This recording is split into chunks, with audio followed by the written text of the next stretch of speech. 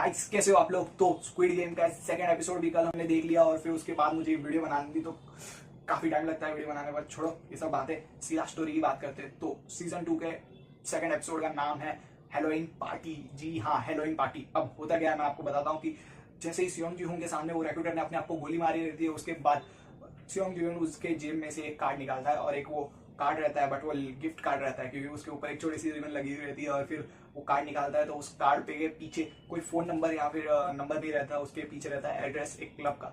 और जैसे ही ये फायरिंग की आवाज सुनता है तो जिन हो पुलिस ऑफिसर जो ट्रैफिक पुलिस में भी काम कर रहा है, वो बाहर ही अपनी कार में बैठा हुआ रहता है। वो फायरिंग की आवाज सुन के अंदर आता है, तो फिर वो सियोंग जी को देखता है और फिर उसको अरेस्ट करने की कोशिश करता है क्योंकि रिक्रूटर मरा हुआ पड़ा रहता है। तो बोलता है कि ये क्राइम तूने किया। बट तब तक जो बॉस का खास है वो भी उसी बिल्डिंग में कैद हुआ रहता है। वो आके उसको मारता है उसके सिर पे और उसको बेहोश कर देता है। अब सियोंग जी को समझ में नहीं आता कि ये चल के आ रहा है। अभी एक ऑफिसर आया, उसके पहले ये रिक्रूटर मेरे घर पे आ गया, ये ऑफिसर आ चुका है और अब ये आके इसको मार रहा है। तो फिर वो जो बॉस का खास है वो उसको बताता है कि भाई तूने मेरे बॉस को हायर किया था इस बंदे को ढूंढने के लिए, बट इसने हमको पकड़ ली और हमारी तो ले ली थी इसने। इसका मैंने मेरे बॉस को भी मार दिया है और मुझे बहुत बुरा लग रहा है, मेरे को इसको मारना था पर अब तूने मार लिया, अब मुझे बदला भी लेना है। तो सियोंग जी को इतना पता चलता है कि जिसको उसने हायर किया था वो मर चुका है और अब इस ऑफिसर का क्या करना है और ये रिक्रूटर का क्या करना है। तो सियोंग जी जो बॉस का खास है उसको तो वो रिक्रूटर का रूम साफ करने को बोलता है और तब तक वो जिन्हो से बात करता है और जुनो से बात करने पर उसको पता चलता है कि ये उनका आदमी नहीं है, ये एक ऑफिसर है। और फिर उसका बोलता है कि तू तेरे को मेरा पता कैसे चला। तो बोलता है कि मैंने तेरे को गेम में देखा था। तो बोलता है मैं तेरा यकीन कैसे करूँ। तो बोलता है तेरे को पता है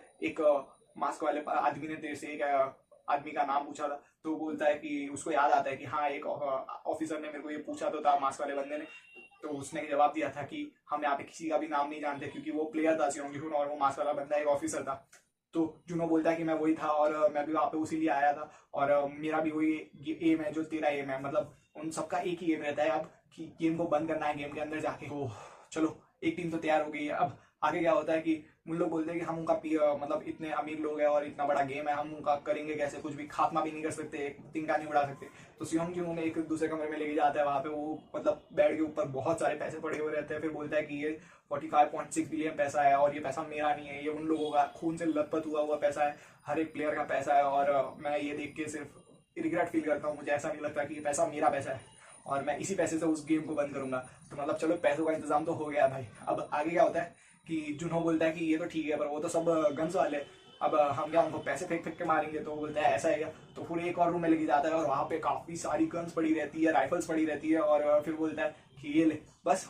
तो जुनहो बोलता है इससे क्या होगा, चलती भी है क्या। तो बोलता है ब्लैक मार्केट से खरीदी है।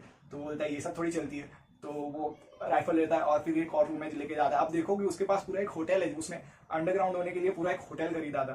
तो उसने क्या किया रहता है कि होटल के जितने भी रूम्स रहते हैं ना एक फ्लोर के, सारी दीवारें तोड़ के एक बड़ा सा शूटिंग एरिया बना के रखा रहता है और उस वहां पे लेके जाकर फिर फायरिंग करता है। बोलता है ये ले यहाँ पे तो प्रैक्टिस भी कर सकता है। तो अब बोलता है कि अब हमको सिर्फ ट्रेंड लोगों की जरूरत है जो ये सब चलाना जानते हो। तो बॉस का खास भी उनका आदमी रहता है, मतलब 3 लोगों ने मिलकर एक गैंग बनाई हुई रहती है, ग्रुप बनाया। उन लोग बॉस के खास को बोलते हैं कि सियोंग जी-होन बोलता है कि अब तू ट्रेन आदमियों को ढूंढ और उनको रिक्रूट कर क्योंकि अब हमको उनके खिलाफ अटैक मोड में जाना है। तो वो बोलता है कि ठीक है हो जाएगा और फिर वो आदमी भी लेके आ जाता है। अब होता क्या है कि जो एड्रेस मिला रहता है वो एक क्लब का रहता है और जैसे ही वो क्लब के वहाँ पे जाते हैं तो उनको पता चलता है कि वहाँ पे तो हेलोइन पार्टी चल रही है। और तब उनको पता चलता है कि उन लोग ने ये लोकेशन क्यों ढूंढी है क्योंकि यहाँ पे सब लोग कॉस्ट्यूम्स में आए रहेंगे तो उनको पता ढूंढना बहुत मुश्किल हो जाएगा, देखना भी मुश्किल हो जाएगा कि कहाँ पे है वो वाले जो सियोंग जी-होन को लेने के लिए आए हैं। अब सियोंग जी ने क्या किया रहता है कि उसने पूरी प्लानिंग की रहती है। तो उसने अपने दांत को उखड़वाया रहता है और फिर अपने अंदर एक ट्रांसमीटर लगाया रहता है जिससे कि वो ट्रांसमिट कर पाए कि कहाँ पे वो है और उसकी लोकेशन से उन लोग उसको फॉलो करते रह सके अगर सारे प्लान्स फेल भी हो जाए तो ये सब करने के बाद उन लोग वहां पे जाते हैं और फिर सारे प्लान्स फेल हो जाते हैं। मतलब जो उसका बॉस का खास रहता है उसको तो बेहोश कर देते हैं और आते कौन है पता है कि वही मास्क वाले बंदे आते हैं और सियोंग जी-होन को लेने के लिए आते हैं और उसको वहां से लेके भी चले जाते हैं। तो मास्क वाले बंदे को तो बेहोश कर देते हैं। उसके बाद जो जुनो ऑफिसर रहता है वो काफी पीछे रहता है, वो मतलब कैचअप नहीं कर पाता उनके साथ। और उसके बाद उन लोग ट्रांसमीटर से लोकेशन देख रहे रहते हैं। तो उन लोग जैसी एक बड़ी सी लीमो रहती है जिसके अंदर सियोंग जी-होन को बिठाया रहता है, तो उन लोग उसका पीछा कर रहे थे कार में और एक ट्रेंड आदमी भी वो उनके साथ ही रहते हैं। तो सियोंग जी उनको एक बड़ी सी लीमो में डाल के घुमा रहे रहते हैं और उन लोग देख रहे रहते हैं कि इन लोग अगर उनका पीछा तो नहीं हो रहा है और उनको पता चलता है कि कुछ कार्स उनका पीछा कर रही है तो उन लोग उन कार्स के टायर्स को शूट करके उनको वहीं पे अटका देते हैं। और फिर उस लीमो में जो सियोंग जी-होन बैठा रहता है उसके सामने एक बड़ा सा pick type golden pick type speaker रहता है जिसमें से आवाज निकलती है और कोई नहीं बैठा रहता है बड़ी सी लीमो में। तो वहां से आवाज निकलती है वो बड़े मास्क वाले बंदे की कि तेरे को गेम में क्यों आना है, क्यों हमारा पीछा इतना परेशान क्यों कर रहा है हमको। तो सियोंग यून बताता है कि उस पर क्या बीती उस गेम को खेल के, और वो चाहता है कि गेम बंद हो जाए। तो बोलता है ऐसा तेरे बोलने से नहीं होगा, और कभी गेम रुकता नहीं है। तो वो बोलता है कि, और सियोंग यून को पता चल जाता है कि उनके जितने भी आदमी हैं वो सारे फेल हो चुके हैं। तो वो अपना मतलब हुकुम का इक्का फेंकता है। वो बोलता है कि एक काम कर, अगर तेरे को गेम कंटिन्यू रखना है तो मेरे को गेम के अंदर रख दे, और तेरे जो क्लाइंट्स है वीआईपी क्लाइंट्स है उनको और मजा आएगा कि मतलब जो पास्ट विनर है वो भी अभी वापस खेलने को आया है इतना पैसा होने के बाद भी। तो मुझे गेम के अंदर एंट्री करवा दे तू, बस मुझे गेम के अंदर लेके चला जा।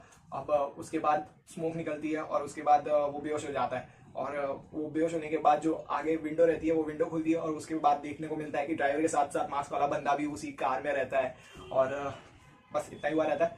अब एक साइड ये हो गई और एक साइड है, मतलब ये एपिसोड में दो साइड्स रखी हुई है। पहला तो ये स्टोरी है, और दूसरी स्टोरी क्या रहती है कि नॉर्थ कोरिया से एक औरत है वो भाग के आई रहती है। वो भी एक आर्मी सोल्जर रहती है, उसने अपने ही ऑफिसर्स को मारा रहता है, और काफी लोगों को मारने के बाद नॉर्थ कोरिया से भाग के साउथ कोरिया में आई रहती है। अब पंगा क्या हो जाता है कि वो तो आ गई रहती है, बट उसकी 1 साल की बच्ची है जो वहां पे फंसी हुई रहती है। तो वहां पे ट्राई करती है कि उसकी बच्ची को वहां से निकलवा सके, बट निकाल नहीं सकती। तो मुझे लगा कि हो सकता है ये अब प्लेयर की बात कर रहे हैं कि ये भी प्लेयर बनेगी।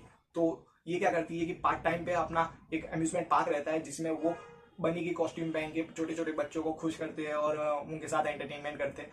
तो मुझे तो लगा कि हाँ अब ये वही प्लेयर बनेगी। और उसके बाद क्या होता है कि एक और जो बच्ची रहती है ना, वहाँ पे एक आर्टिस्ट रहता है जो स्केचेस बनाता है, उसकी बच्ची रहती है, और उसको कैंसर का लास्ट स्टेज रहता है। तो मुझे लगा कि हो सकता है ये कनेक्शन बता रहे कि ये एक प्लेयर बनने वाला है इसमें से।